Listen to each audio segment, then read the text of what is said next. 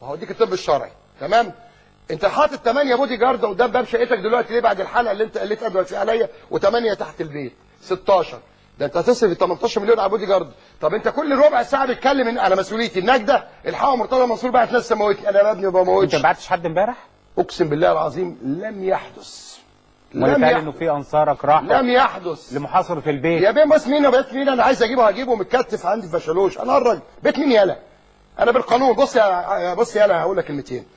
انا بوعدك قدام مصر كلها بامر الله كله بامر الله هحبسك وهلغي البرنامج وهقفل القناه وهدخل محمد الامين السجن. بقول لك قدام مصر كلها. ولو ما عملتش ده وانا ليا تجارب كتيره قبل كده بامر الله كله بامر الله وبالقانون. طب ما ده الاخوان اللي عايزينه، الاخوان عايزين يقفلوا عدد من القنوات يبقى تبقى هو ليه؟ انت تقل ادبك عليا وتتمحك كل اصل الاخوان؟ ما ثانيه واحده يا استاذ احمد ما هو دلوقتي في حد انتقد الاخوان قدي؟ ما بص يا سياده المستشار دلوقتي موضوع القنوات احنا ضد اغلاق اي قناه واحنا بنحارب على اغلاق القنوات وضد قله الادب. طبيعي ضد قله الادب. خلاص تمام ما يبقاش الموضوع. اسمع بس يا احمد اذا كنت انت فرحان اللي بيخش على الموقع بتاعك 2 مليون و3 مليون انا اسف اعمل فيلم. بص مرتضى منصور هيعمل خطبه في مسجد خلاص هتلاقي داخل عليها 5.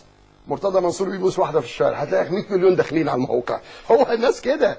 اوعى تفتكر الناس عشان انت مين. الناس يعني في ناس غاويه لانك حاجه جديده الفشخ والمشخ والبشخ والبتاع اللي انت بتقوله دوت. بس ده موجود على فكره بره يا بيه بره. يعني البرنامج اللي هو بيعمله موجود وبرنامج ناجح جدا بس وناجح في مصر. احمد انا مجتمع ماليش دعوه بالاخوان المسلمين. انا مجتمع ليه تقاليده وليه احترامه والاسره دي لو اتفككت ما هو اصل دول بتوع امريكا اللي جايين يفككوا ما هو دول اللي جايين يفككوا المجتمع بقى. انت عايز تفكك الاسره قول الالفاظ دي والاب بقى جنب بنته ويسمع فشخ يقول لك ايه عبيط يهبل يخرب بيت عقلك.